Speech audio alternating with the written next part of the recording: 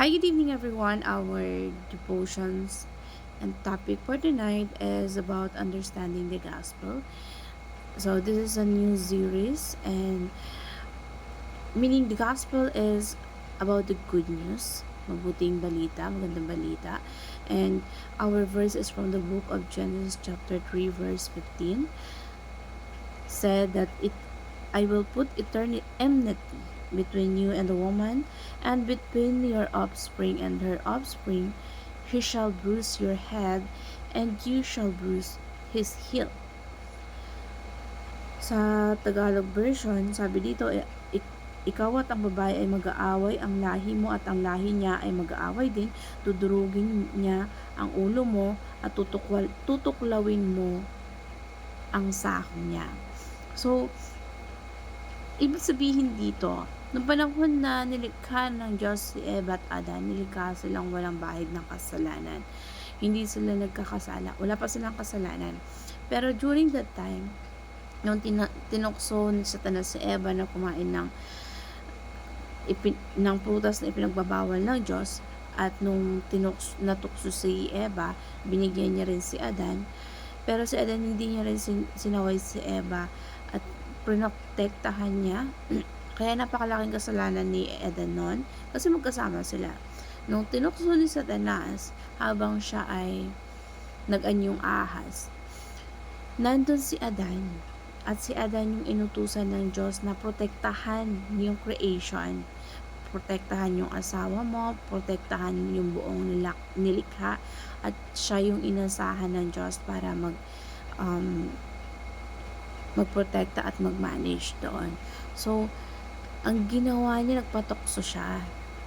So, si Eva, nagpatokso kay Satanas, si Adan, binigyan ng prutas na ipinagbabawal ng Diyos, kaya natukso din siya. Kaya, dahil doon, sa Genesis chapter 3, verse 15, makikita doon na merong mga fall of humanity, na ibig sabihin na hulog ang tao sa kasalanan. Kaya ang lahat ng tao na nagmumula kay Eva at Adan, maging lahat ng mga bansa na nagagaling sa kanila ay nagrebelde sa Diyos. Kaya tayo mismo ay may mga kasalanan at nagkakasala sa Diyos. Kasi ever since na nagkasala tayo, nahulog sa kasalanan, yun yung ginagawa natin all the time. Simula pagkabata natin, hindi lilipas ang isang araw na hindi tayo magkasala sa Diyos. At paulit-ulit lang yun, nagrebelde tayo sa Panginoon. At lahat ng ating kasalanan ay mayroong karampatang kaparusahan, dahil ang Diyos ay may hustisya na hindi kayang lusutan ng tao. Pwede nating lusutan na ang justice ng yung mga hukom. Pero yung Diyos, ang hustisya niya, hindi natin kayang lusutan. Lahat ng mga kasalanan natin ay may karampatang parusa. So, lahat tayo ay haharap sa Diyos at makikita natin yung mga kasalanan natin ginawa dito sa lupa, at lahat tayo ay mapapahamak at mapaparusahan. Pero dito, sabi dito sa Genesis, gumawa ang Diyos ng pangako. Ang nangyari, nung kausap niya si Satanas, piniting niya si Satanas, Eva at Adan, at sabi ni Diyos, ikaw Satanas, tsaka yung lahi nyo ay mag-aaway. Ikaw at ang babae ay mag-aaway, ang lahi mo at ang lahi niya ay magkaaway din. Dudurugin niya.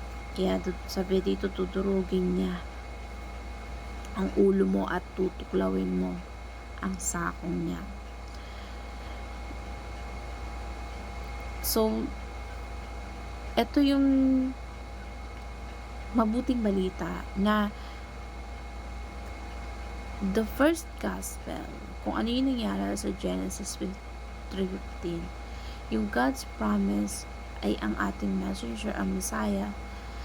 Doon makikita yung pangako ng Diyos na merong Messiah, tagapagligtas, na darating. At yun ay walang iba kundi ang ating Panginoong Jesucristo. At Sabi ng Diyos, ikaw ang ulo ng kasamaan, sabi niya kay Satanas. Mula sa lahi ni Eva hanggang sa dumating ang Messiah ay siya ang dudurog sa'yo. So the promise of the Messiah, yung kung saan nagkasala yung tao, ganun niya tayo kamahal na hindi niya hinayaan ng tao magpatuloy sa kanilang kasalanan na walang pagliligtas, at hindi niya inayaan na yung sangkatauhan ay manatili sa kanilang kasalanan at para parusahan na lang sa kanilang mga nagawang kasalanan. At karamihan sa atin ay makasalanan. So, yung pagsisinungaling, pare-parehas yan kasalanan. Pero salamat dahil sa napangako na ang Messiah ay magiging Savior natin to save us. At yung gospel na yan, dyan nakasaad na ina-announce niya na darating yung Messiah ay magdurusa. Kaya doon sabi, dudurugin niya ang ulo mo.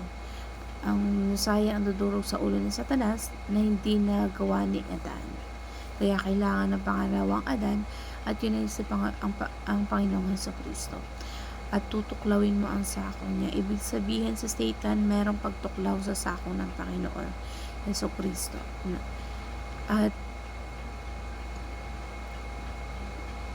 maraming nangyari na yung pagtuklaw ni Satanas sa sakaw ni Jesus Christ, merong pagturusa. Kasi ang Panginoon Jesucristo, siya yung umako ng kaparusahan ng mga kasalanan natin. At para hindi tayo maparusahan at maligtas tayo. So, sa first gospel, makikita natin dito na God is declared the mission of the Messiah. At yun yung crystal clear na yung victory ay mangyayari. Si Satan, tudurugin ang ulo niya.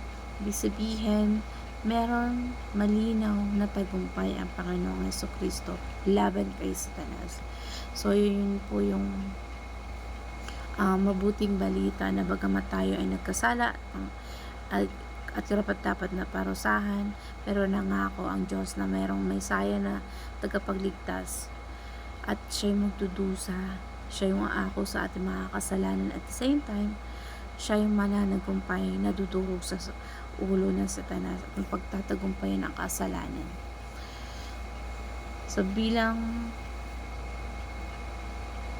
kailangan i-praise God natin at mabuhay tayo na merong pagsamba at pasasalamat, walang hanggang pasasalamat sa ating Diyos dahil dahil tayo ay tutubusin niya tayo na gagawa siya ng paraan upang mapatawad ang ating mga kasalanan.